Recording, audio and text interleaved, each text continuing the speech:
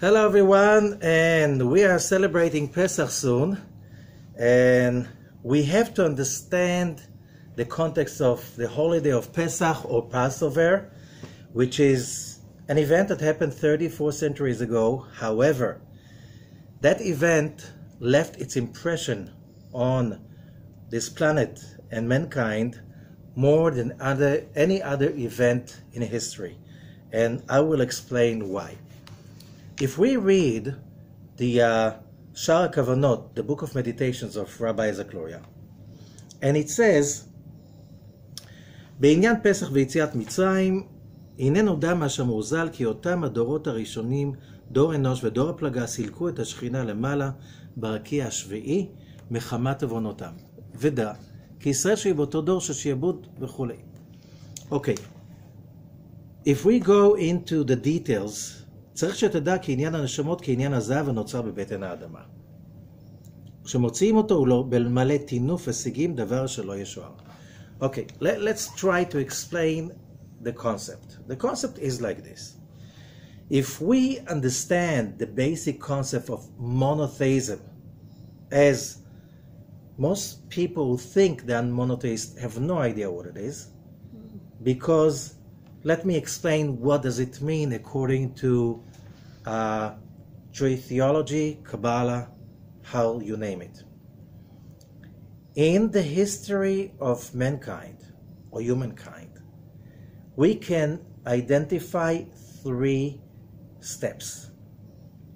Step number 1 is the creation. And in the beginning, God created the heaven and the earth. There was a night, there was a day, one day.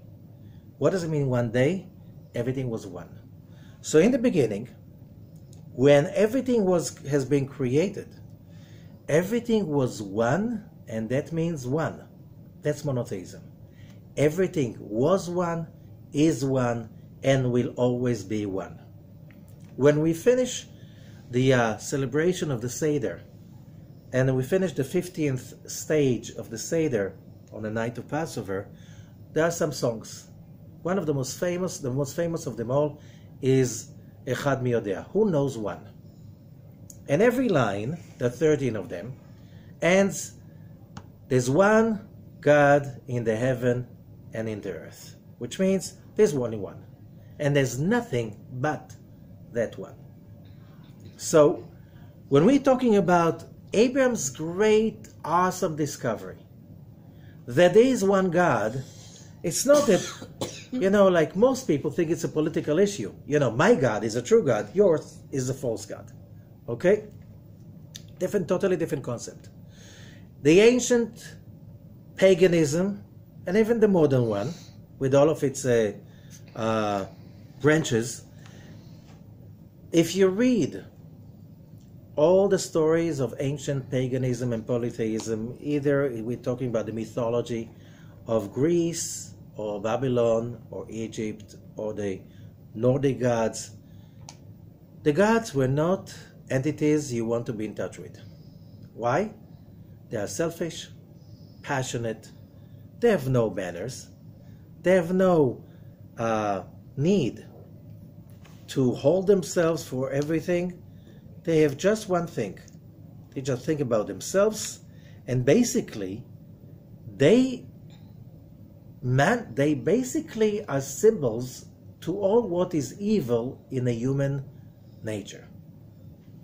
But there's something even more than that I repeated many times because it's very hard for people to understand. Even 4,000 years have passed since Abraham. The basic belief of the ancient paganism was very simple. Evil is eternal and goodness is temporary. If something is good, sooner or later one of the gods is going to notice that you are lucky and is going to take it away from you. Just read all the mythology and the stories and the Greek tragedy. It's all about one, and there's no way you can do anything against it. If you raise your head, you're going to pay even worse than that. So you better keep low and be in submission. That was the message of the ancient polytheism, which was very good for the government, because the head of the government was the king, and the king always declared himself as a god, which means he can take from you everything, and you have no right to protest. And you're going to be punished by the god in charge and all his friends in the pantheon. Okay? It sounds ridiculous. It was not. It was a justification for endless atrocities that have been done in the name of religion for so many years. And here comes Abraham, and he says, guys, you're lying. It's the opposite. There's one God. There's only one God. There's nothing but God. That means that me and you and you and you and you, we're all part of that God. And that means that this God is endless, and because he's endless, he doesn't need anything from us. He cannot covet anything we have, because anything we have, it's his anyway. It's a direct emanation from him, and it's never taken away from him. So the only problem is that we have a big illusion that he's not one, that we are not one, and that's stage 2. The stage 2 is the stage of the illusion that we're separated. This stage is called human history. During human history, we have to learn what does it mean free will. We have to choose to be free, to be one with each other, with God, and with all what is good, and we have to believe, or more than that, to have faith that we deserve to be happy. This is tough. If you know really people, this is really tough. To have people trust they deserve to be happy, that's tough.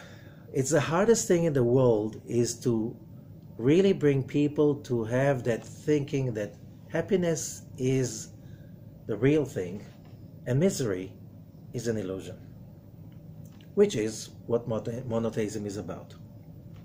So stage 1, everything is one. Stage 2, we're separated. We have an illusion that we have to overcome. Stage 3, we are back to the oneness. Stage 1 and stage 3, we have no free will about it, because this is the way it is.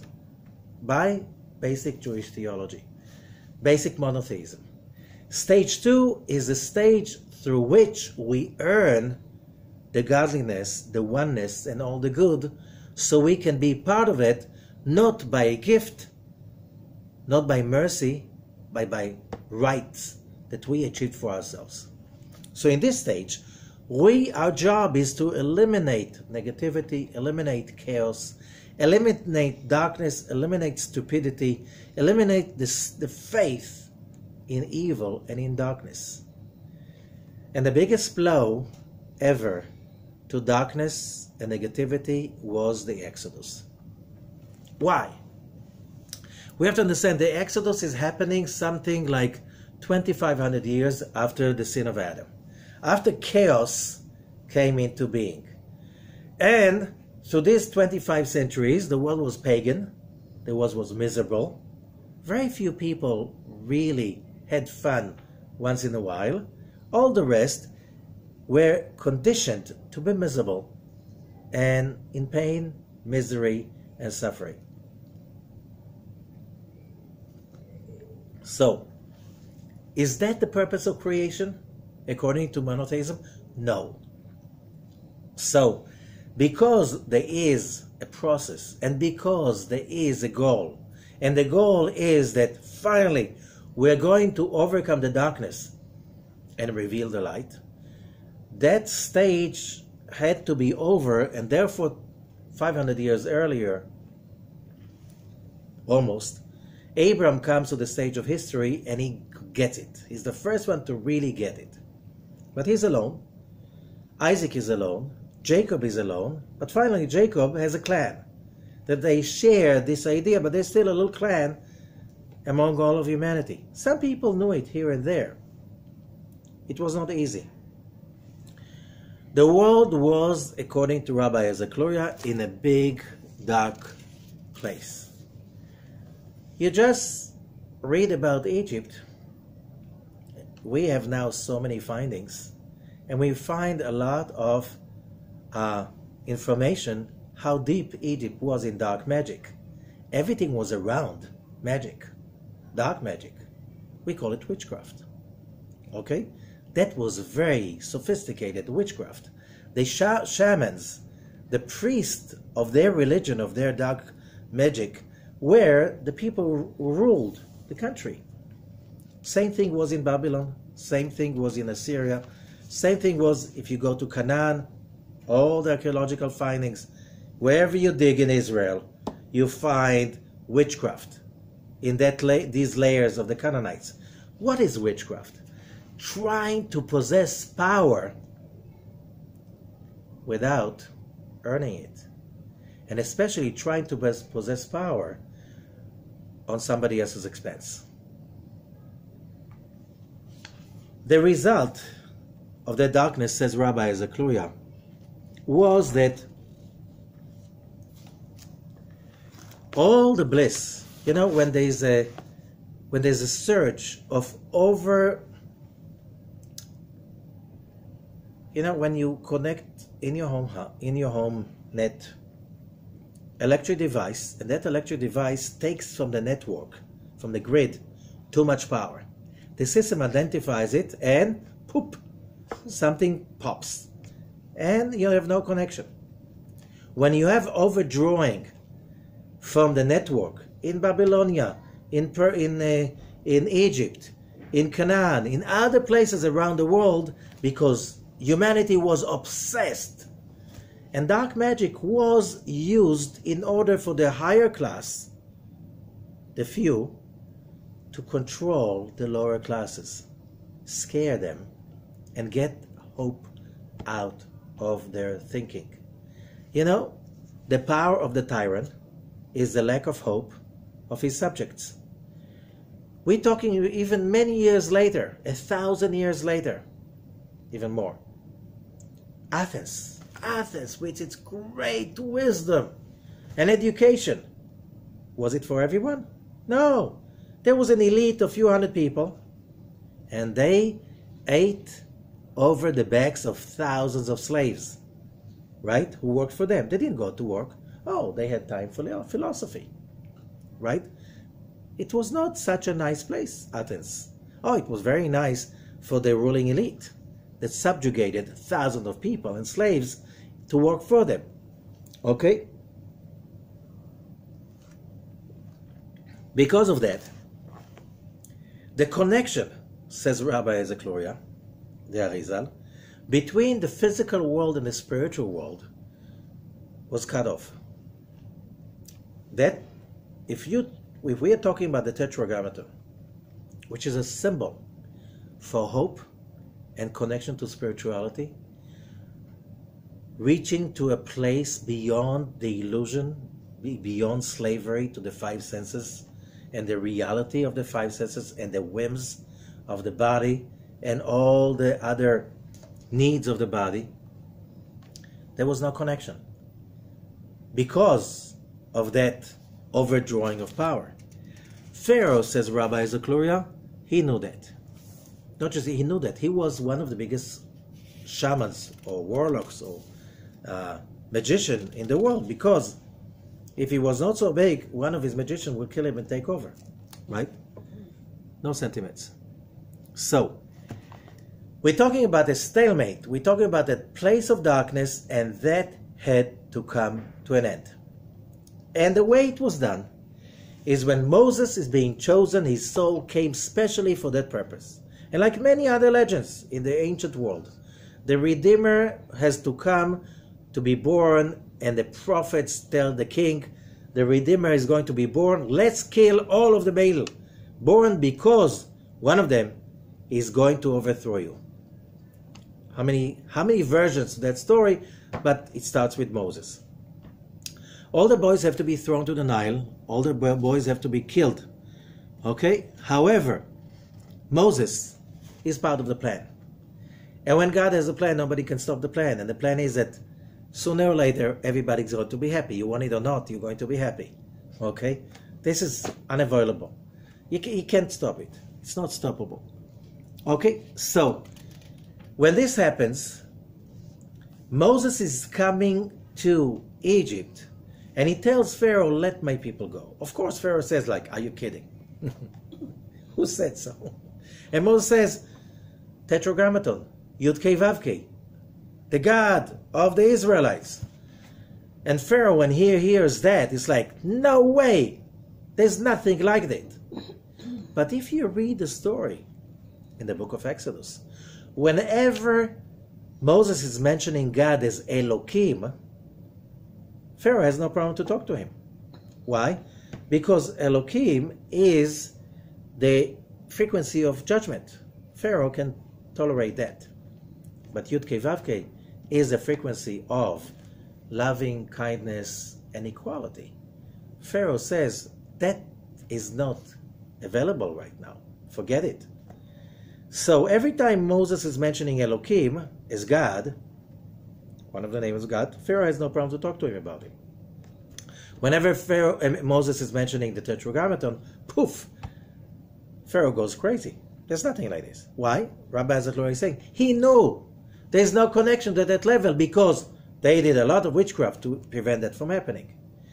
So one of the reasons why Exodus is being called the deliverance is because there was a whole thing about delivering the consciousness of Youdkevitch, the consciousness of the Vav, because we can talk about that frequency as Youdkevitch, the Tetragrammaton,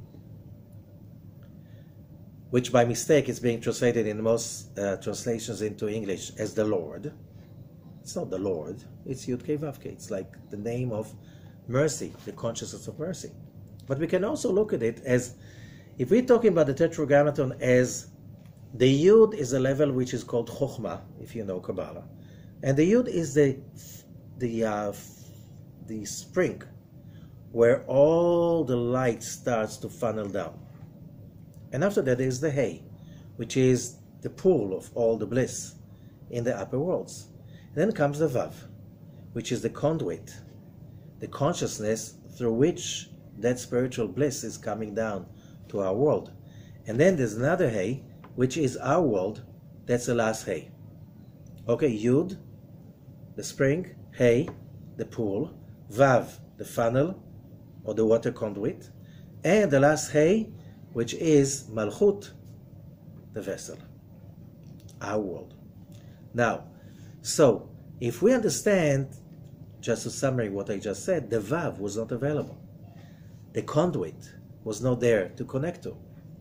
So the whole thing of delivering was to bring down that consciousness, the Vav, to bring it down from above. It was disconnected, and to reinstall it so humanity can have hope. Humanity can have a vision.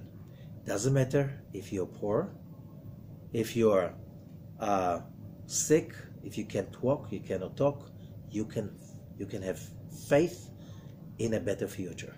And you know, history is full of people that everybody said they have no hope, and they went with hope and created history. This is our biggest treasure because we were born for that purpose.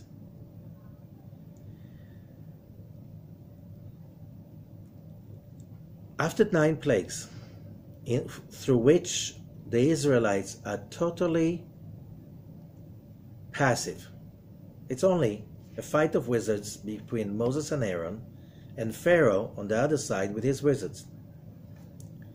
9 plagues, and Egypt is weaker and weaker. After the 9th plague, we have the first time the Israelites are being asked to take position. They're being told on the 10th day of Nisan, Shabbat before Exodus, take a lamb to your household and tie it in the house. The lamb was a symbol of Egypt, was the god of the Egyptians. The lamb was a symbol of youth, because the lamb is Aries, the ram, which is a symbol of the sign of this month. The month of Nisan is also the month of Aries. And they were asked to take a lamb and to tie it up. That was a demonstration. That was a real demonstration facing the Egyptians and saying, here we take your God and we tie it up. And we're going to slaughter it in a few days. And the Egyptians were so weak already. They could not protest. Okay, can you imagine? A whole bunch of people go to, let's say, New Delhi, and you take cows on the street and you slaughter them and you make a barbecue. You'll be lynched. Right? You'll be lynched.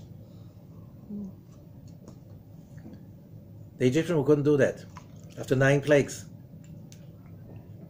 But for the Israelites, it was the first time a nation of slaves demonstrated freedom in front of their oppressor.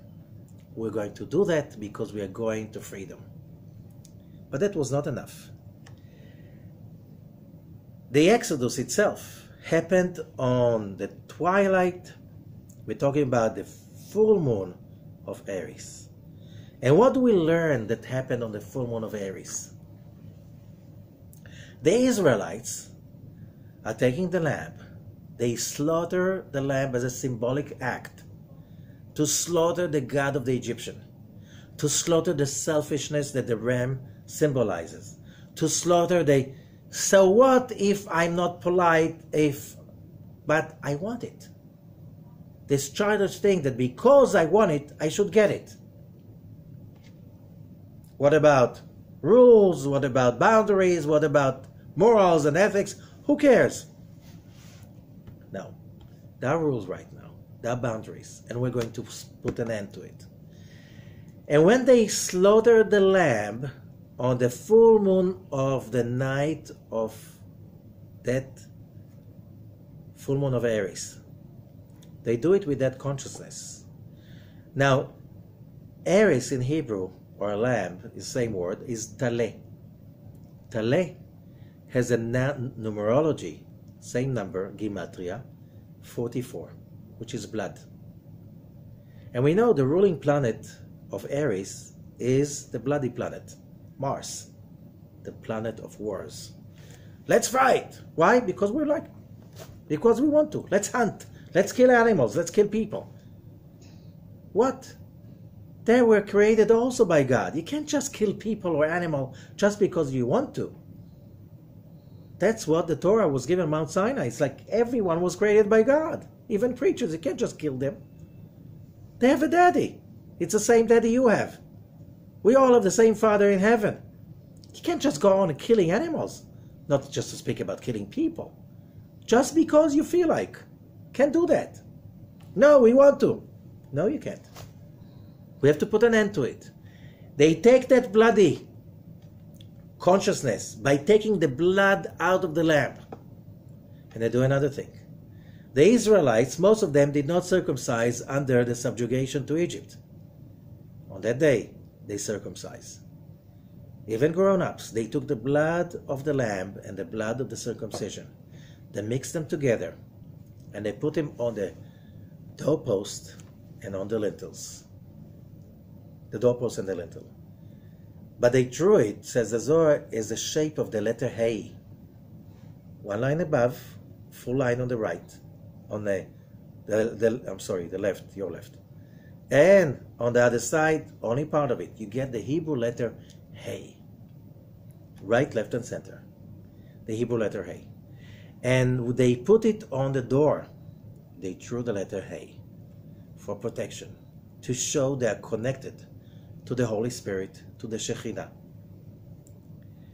If you look at what they did, it looks like the biggest ceremony of voodoo in the history of mankind.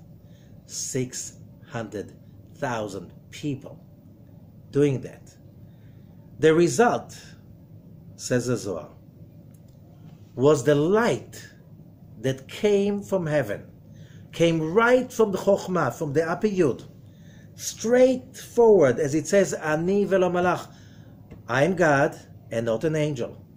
The light of the Creator came without any funnels straight into this world. It did one thing, two things in one action. The Israelites who did another thing.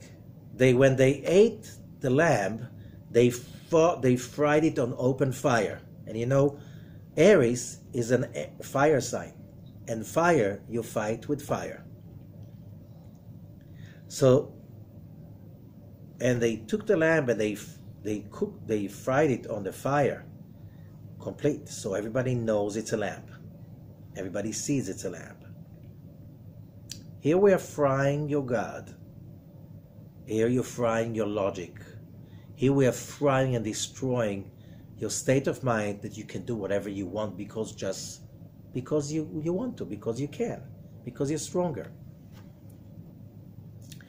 The result of that amount of light that came to this world was so intense. If you know, when they speak about doomsday, like a doomsday war, they speak about EMP. EMP means electromagnetic pulse. It means that if you blow a nuclear device high above the country, the electromagnetic pulse that is being created will fry every electric cycle. Why it's called doomsday? Because all electric cycles fall. All computers fry. No internet, no electricity. That means no water, no gas, no cars. Everything works on electric cycles and computerized systems. Everything was fried. Meltdown. That's what happened to the Egyptians. Who were the servers of the Egyptian network? The firstborns. Every firstborn was raised to be a magician, to be a shaman. They were killed. They died with overload. And their network collapsed on that day. On that night, at midnight exactly. So what's in it for us? It's 34 centuries later. We have to understand something very important. There are a few stages to the importance of that Passover. But all of them are following one thing. The dark side, selfishness, negativity, darkness, evil inclination, Satan, whatever you name it. Whatever is the force of darkness amongst mankind got a huge blow. The result was the whole nation of slaves, with the mentality of slaves, complaining, never taking the responsibility, never realizing, believe in it, go for it, make it happen, and it will happen. You stumble, you fall, you get up again. Why? You're not a slave anymore. Take responsibility. That consciousness was born in that evening. That consciousness came and it was available to mankind from that moment on. And from that moment on, as Rabbi Zaklori is saying, every year in the same cosmic structure, full moon of Aries, the same EMP is being released all over again. And what does he do? He gives another blow to darkness, selfishness, negativity, evil. So little by little, year by year, from that moment on, the system starts to build up. When people are saying, oh, the good old days, which good old days are you missing? Or do you want to go back to the time of Queen Victoria? Yeah? Women did not have right to vote, correct? People didn't have so much rights as they have today, correct? A lot of, a woman gave birth to 10 kids, maybe 2 survived because they didn't have any access to medications and care and stuff like this and hospitals. That was only for the rich ones. Do you want to go back to that? Maybe they want to go back to a bathroom in the outside, right? It's not just that we're physically richer. We have the right to have access to that. Why is that? Because year after year, every year in Passover, some people harness that power and give another blow, like with an axe, another hit. And that's why the Zohar says It has few stages. But what do? In order not to get the EMP, one of the major things is not to connect to chametz. What is chametz? Sour. In Hebrew, seor. Seor and chametz. It's like two different names. Chametz means leavened bread. Seor means what makes it sour. They call it sourdough. Right? So sourdough is coming from Hebrew, seor. It's a biblical word, seor. That is the thing, the yeast or the germs that make the dough ferment and rise. That has a symbol, because this is this physical symbol of our negativity, of our evil inclination. What makes us rise, blow, and feel we are better than someone else, and therefore, because we're better than someone else, we can exploit him. If you think you're better than someone else, that's really great, so share with him. Time, energy, lift him up. If you know better, teach him. You have more money, share with him. You have more experience, raise his consciousness. That's what it is for, okay? You have power, you can walk on your two legs, he can't. Okay, lift him up and, give him strength. Let him lean on you. So, why, when you're stronger, it makes you think that you can take even more from the weak ones? That's only chametz, evil inclination. Evil inclination is a source of exploitation. It's a source for dishonesty. It's a source for corruption. It's a source of unequal share that people get. People have different talents, so why not? So some people, they are very comfortable when they're not very rich. They don't need the trouble. Some people, they need to be rich. Some people are better in building big companies, and some people are better in just doing the job. You need chiefs and you need Indians, right? You need all kinds of people. You can't have everybody running the company. But we're built differently. That doesn't mean that we are better. We are better at what we're doing than others. Why? I have some talents others don't have, because I need to share it with others. And, if I have nobody to share it with, so it's worth nothing. Who would pay me? Let's say I sell gold. If everybody has a lot of gold, how can I make a living? Nobody wants gold, right?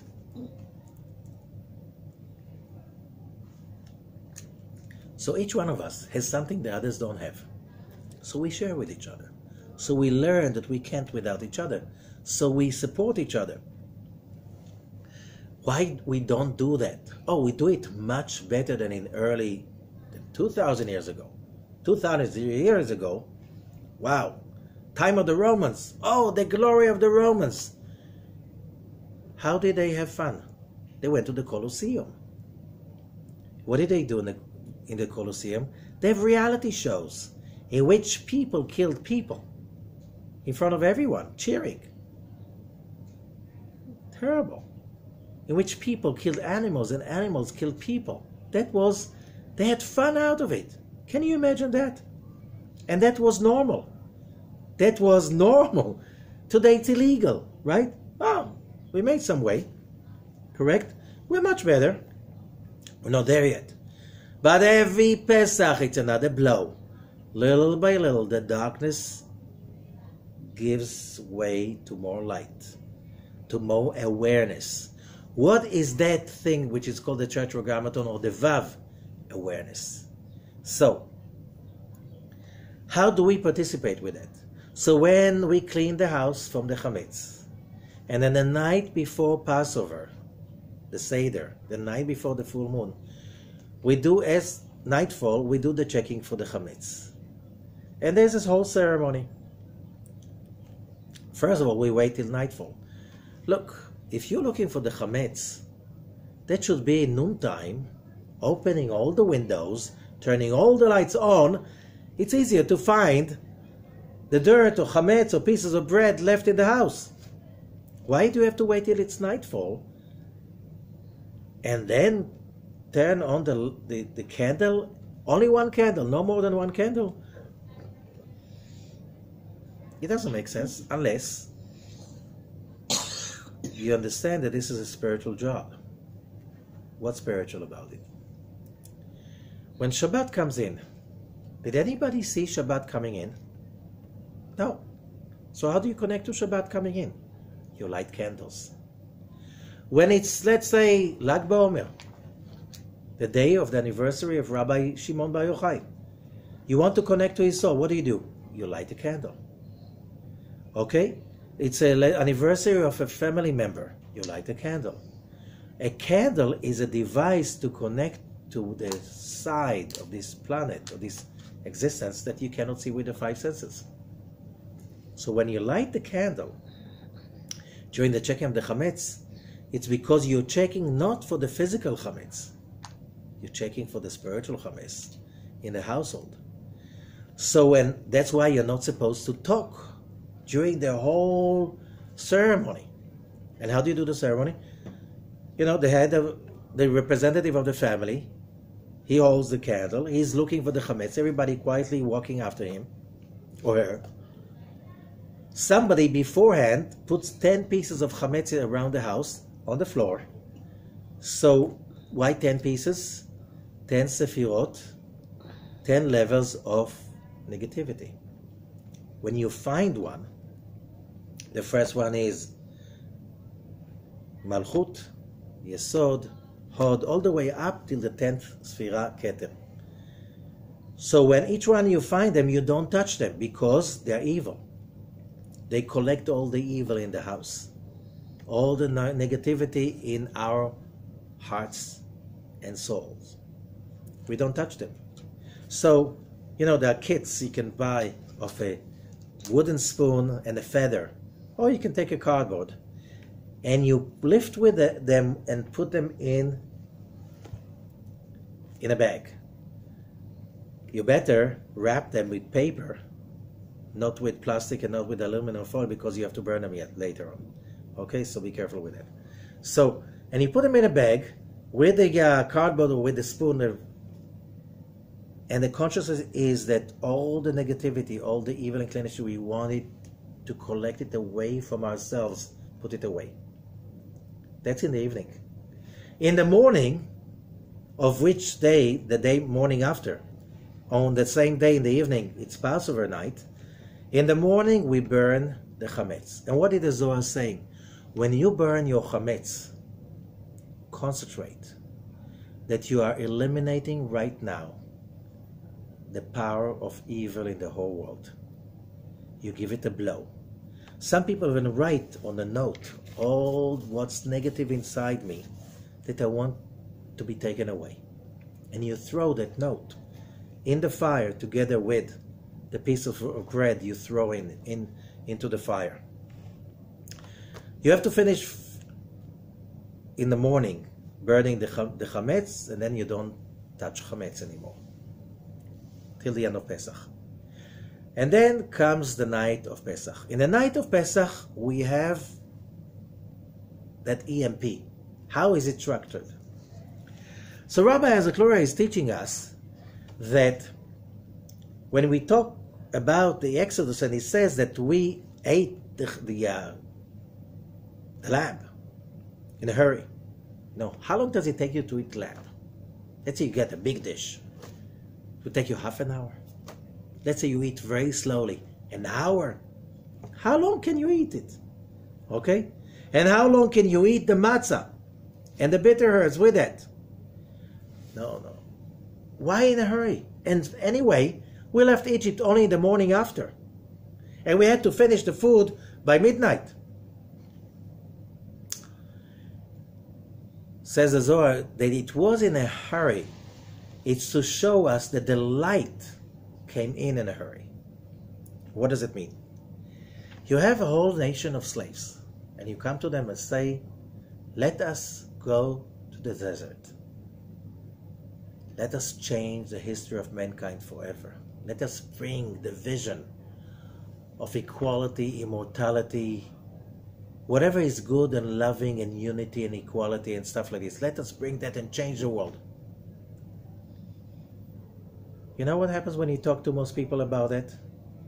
Ah, you know, you're dreaming, and I have a job, and I have to pay my mortgage, and I have to feed the kids, and I have to go and pick up the kids from school. You leave me alone, you know, you go and get it. If you want a whole nation to come with you, you need to jump from the place of a slave to a place of a prophet. And that's what happened to the Israelites that night. Pesach, in Hebrew, one of the meaning of the word Pesach means to leap over. Not just to pass over. To leap over the steps, like to move up, a quantum leap. All the levels, the EMP, that power that came into the world, that the Israelites connected, just eating a lamb, roasted, with matzah, which is a tzimtzumized bread. It's a bread that was not allowed to rise. Have you been to a matzah factory? Yes. So you see, In you take the flour, you put inside the water, and from that moment on, you beat the hell out of it. Till it gets into the oven, it comes out squatted, purposely, so it doesn't rise.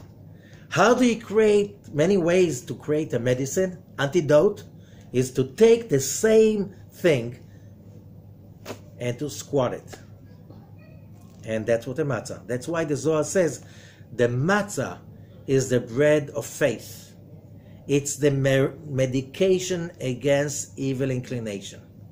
This is the antidote to selfishness, negativity, slavery, all what mankind is very good at. So we eat the matzah that evening as the antidote. And why do we eat the bitter herbs? So it says you have to eat the bitter herbs till they become sweet. You know, biologically, physiologically, it happens because what's bitter in the herbs is called glycosides. It's a multi-sugar that are bitter. But we all have in our saliva an enzyme, amylase, that breaks down the multi-sugar into sugar. So if you chew it up enough, it's going to become sweet. Why do we have to do that? Because one of the major concepts of being a grown-up is knowing that no pain, no gain. If you are grown up and you go through something, you have a vision, you know there is a payment, no free lunches. So you know that if you want to be a doctor, you have to go to school for years. You know, years till you see 1 penny. Years that you're spending thousands and thousands of pounds and dollars and shekels, whatever you want. Till you see the first salary. It takes 7 years, at least 8 years. And meanwhile, you just only get what? Debts. If you don't have a rich parent. Right? Still, you're not making money. It doesn't make sense. So, go make money. You can make much more money, you know, doing, service, carrying stuff from the grocery store to people's homes. You make money. If you run a lot, you make a lot of money every day. So, you're already rich. No. If you have a vision, you have to know that you have to chew up the bitter moments, that you don't see any results, it's going to take time, that you have to invest. If you are, let's say you are a farmer, you plant trees till you get fruits. It takes years. It doesn't, the trees are not ready first year already. No, it takes years. You need to chew up the bitterness of wait, discomfort, patience. That's eating the bitter herbs. That's growing up. And what does it mean? That the Rabbi is saying during the night of Passover, all the levels that a human being has to go through from birth till becoming righteous like Moses are coming down in a hurry. They're coming down as we go through the evening. And they are coming down twice. Once during the prayer, the evening prayer of Passover, they coming internally. And that's why it's the only night of the year we say Hallel. It's a bunch of psalms with a blessing of praising the Lord, the universe, the God, the Creator, for giving us such a holiday. Never, it's said, at night, only in the mornings. The only night, because that night shines like a day. So we get it internally during the prayer, and then we come home, and then we do the Seder. Now it comes externally. Externally, you need also to manifest it in the physical level by chewing up the matzah, chewing up the ma'or, the judgments, by drinking the wine.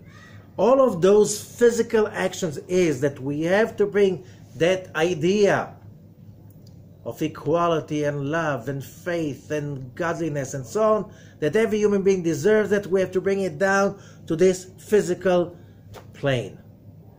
It's not enough just to have good intentions. That's a road to hell.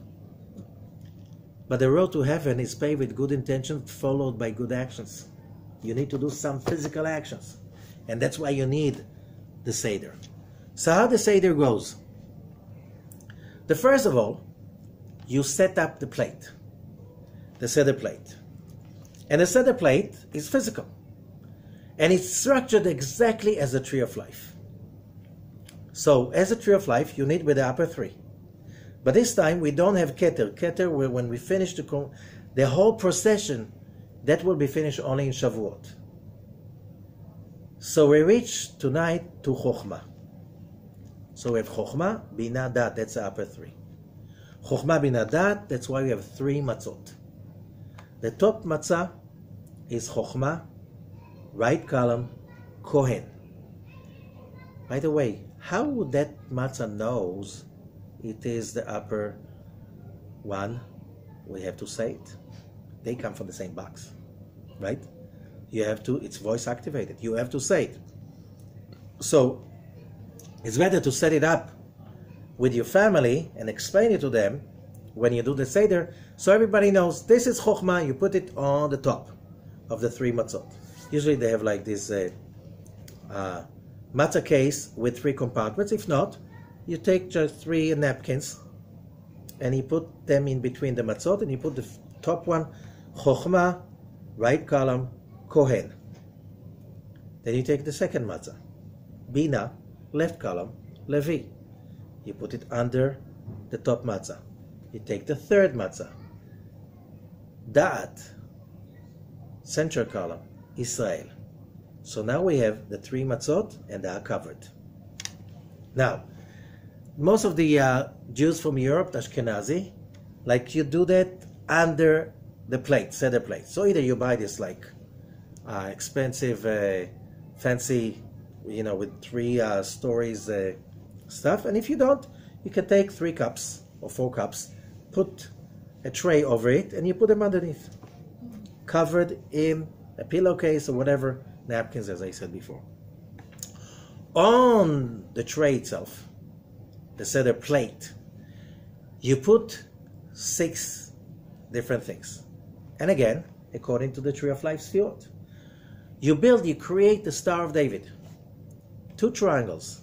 The top the triangle is starting with Chesed, right column.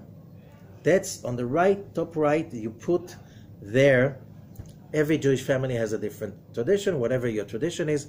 Usually you take either, the original tradition was to take a shank bone, it's called, but you take a bone of a leg of a lamb, like the sacrifice was, that was roasted on fire. If you don't have it, you can take a wing of a chicken wing, okay? And you just roast it on fire, and you put it on the right, and you say this is Chesed Zroa, right column. On the left, you take an egg. Also, an egg that with a shell that you also roast a little bit on fire, okay? That's on the left, and you say left column, Beitza, an egg, Gvura.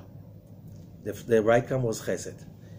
In between them, just a bit lower than that, you put the maror, the bitter herb.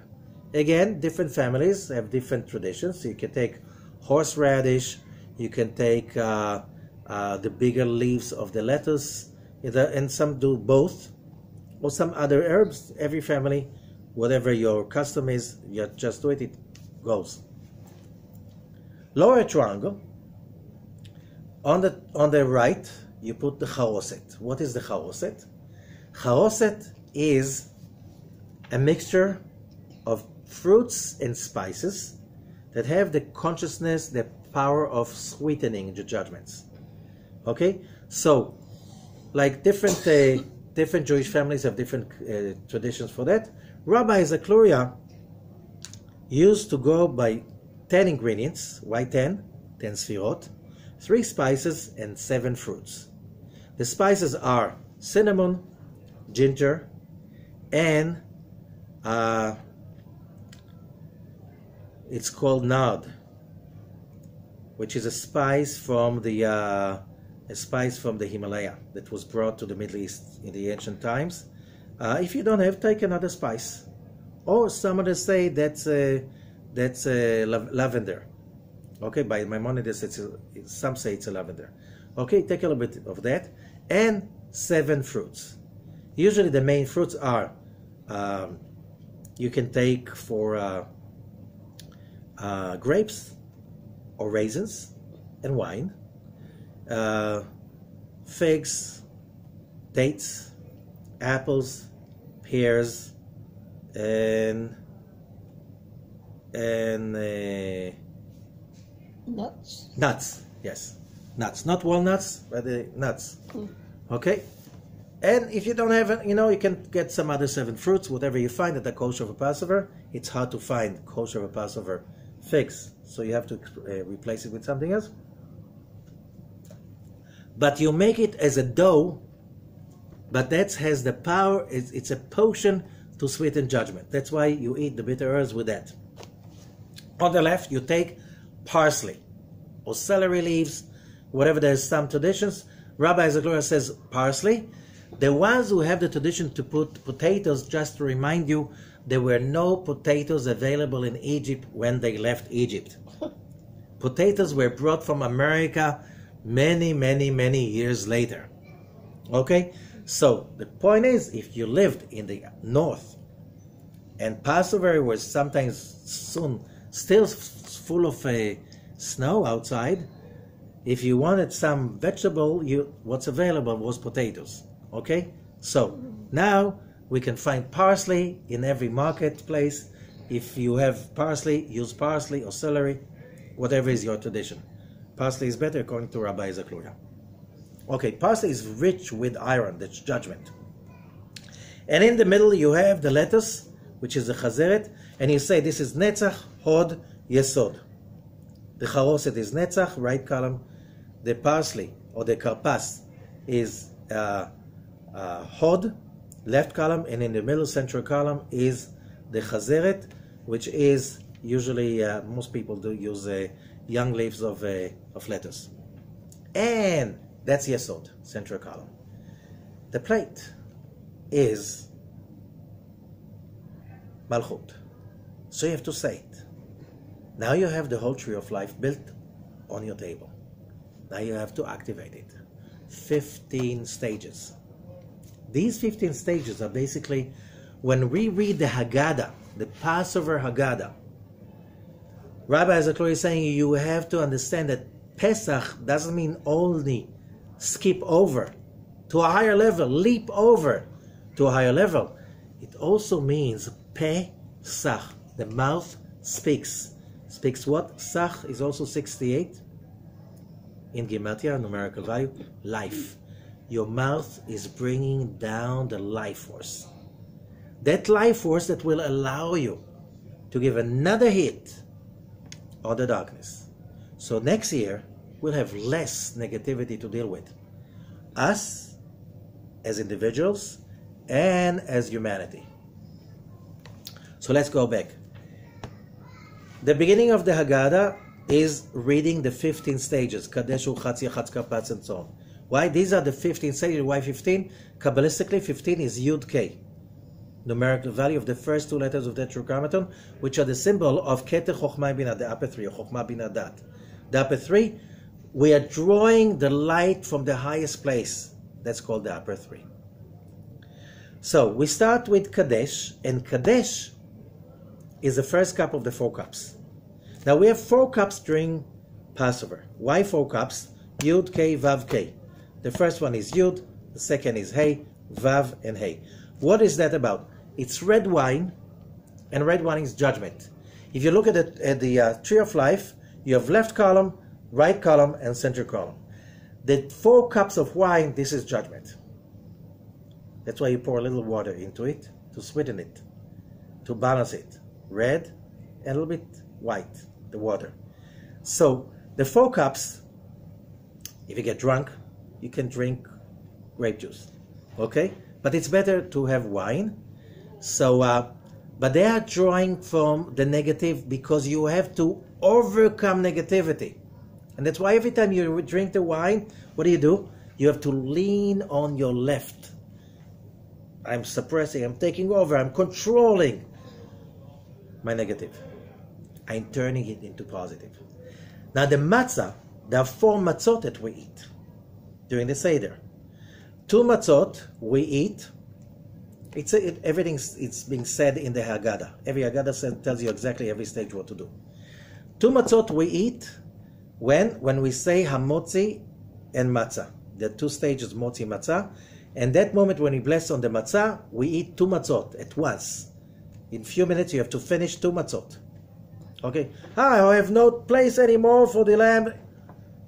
You're not here to eat the lamb, you're here to eat the matzah. You have to take your medications as prescribed. And what did we say? The matzah is a medication against evil inclination.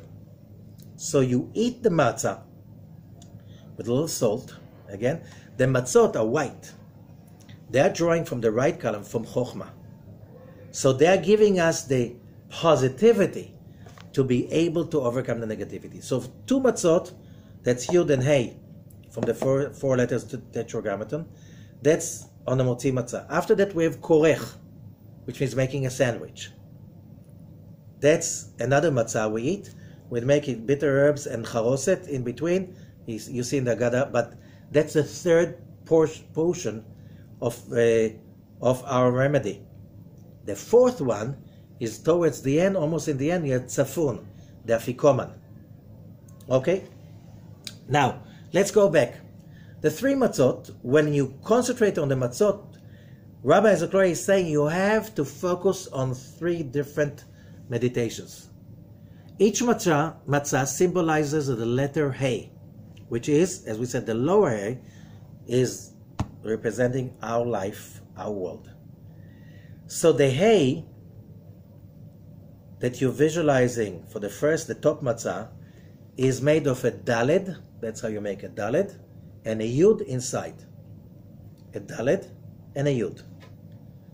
The middle matzah, which is the left column, it's a Daled and a Vav. You can also write a Hey this way.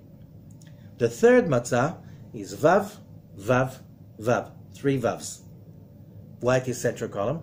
3 Vavs are 18. Vav is 6. 3 times 6, 18. Chai, the power of life. But what about the middle matzah? Almost in the beginning, Kadesh Uchatz Yachatz, the 3rd stage, we take the middle matzah, we break it into two parts. Why? What did we say? We have a Daled and a Vav. So now we have 2 parts. One is Daled and one is Vav. Daled is the number 4, Vav is number 6. The big one, the 6, the big one, the big part, is being hidden till the end of the service. Why? The Vav.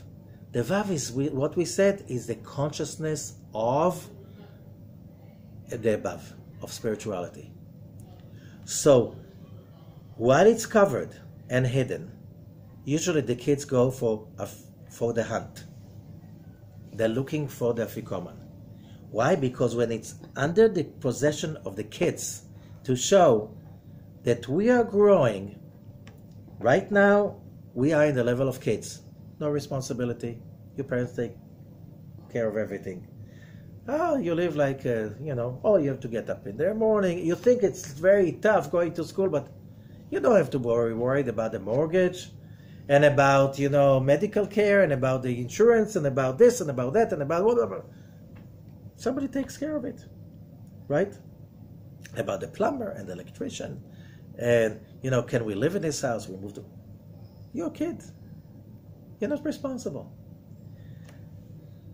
That's why the afikoman in the beginning is in the hands of the kids, but in the end, it has to go back to the adults, because now we grew up.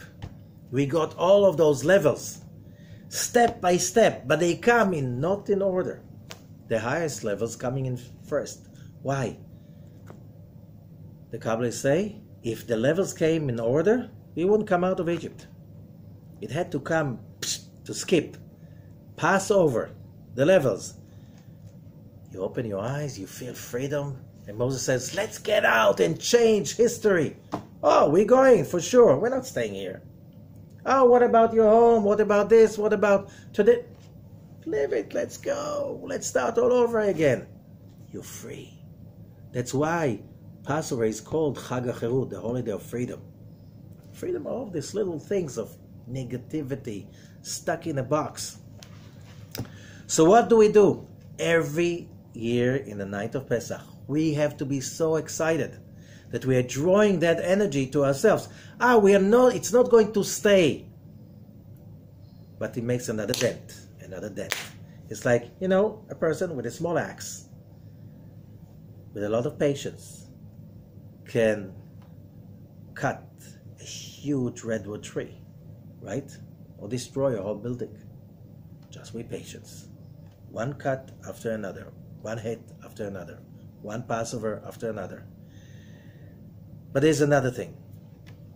As we go, if you notice all those steps, chewing up the maror, chewing up negativity, creating positivity. When we read about the 4 sons, now you understand why 4 sons, Youdkevitch, 4 questions for Youdkevitch. Why it's all about the kids and the grown-ups? Because we're in between kids and grown-ups. And then when we eat the afikoman in the end, the 4th piece of matzah, this is the last dose. Here we come. We come now to the last 15th stage. And what is the 15th stage? Nirtza. What is nirtza? Nirtza is appeasement. Is drawing that light of freedom. Yes, terrible things have been done.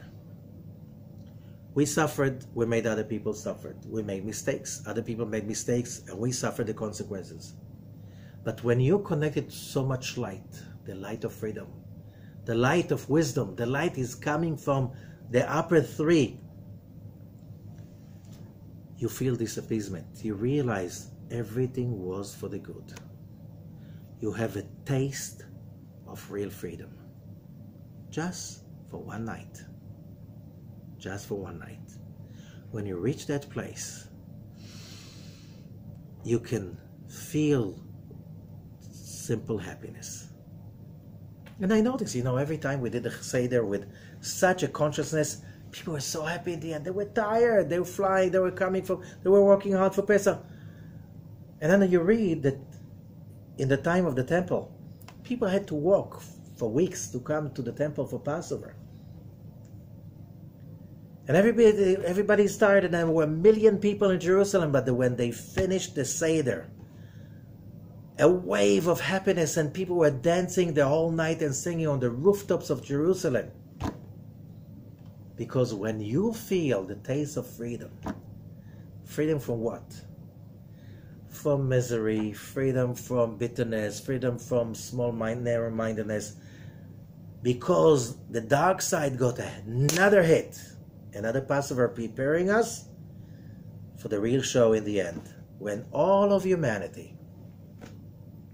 will reach that place of real, true freedom to be kind, loving to each other and to yourself. Because that's the way it should be. That's our birthright. That's who we are, and we came back home. This is the power of Pesach, that every Passover we get one more step closer to the goal. One step happier, one step less heavy, less a slave. So then comes the songs. Some people are tired, but some people love especially these songs. The most famous song, as we said before, is Echad Mi Yodea. Echad Mi Yodea, who knows one? Our God, in the heaven and in the earth. Just remember, we are monotheistic. He's everywhere. He's everything. Who is two? 2 tablets, 3 fathers, 4 mothers, 5 books of Moses, 6 books of the Mishnah, 7 days of the week for Shabbat, 8 days to circumcision, 9 months of pregnancy, 10 days, 10 utterances on the 2 tablets, 11 stars in the dream of Joseph, 12 tribes, and the last one is 13 attributes. What are the 13 attributes? Connecting to complete appeasement, peace, tranquility, and no more negativity left. That's number 13. Total love and unity. Isn't that what we're wishing for? Yes. And there's another one, Chad Gadya. So my father, he went to the market, he bought a lamb, but the cat ate the lamb. So the dog bit the cat. So the stick hit the dog. So the fire burned the stick. So the water turned off the fire. Okay? So the ox drank the water. So came the shochet, the slaughterer, and the butcher, he killed the ox. Came the angel of death, he killed the butcher. Came God Almighty, and he killed the angel of death. Here we go again. Complete freedom, complete appeasement. That's a stage we reach in the end of the Seder. Oh, it doesn't stay. It disappears the next day. But it was another hit. Another taste, a glimpse of who we're supposed to be. Another removal of the power of darkness from mankind. That's what we do the Seder for. You know what Seder means in Hebrew? Order. Because we take away from chaos a little bit. So there's less chaos in the universe, in the world the next year. And then we have another opportunity. All the levels of light that we got on that evening, we can get them during the counting of the Omer. 49 days. During these 49 days, every day we get one level that we got on the evening of Passover. You understand now what does it mean in a hurry? All of these 49 levels coming at once. And then on Shavuot, Mount Sinai Revelation, the 50th day, we reach again the light of freedom of Mount Sinai. We lost it, the golden calf. But every time we celebrate those holidays, we get another light to skip over it for next level. Thank you. Have an amazing Passover. And enjoy your holiday.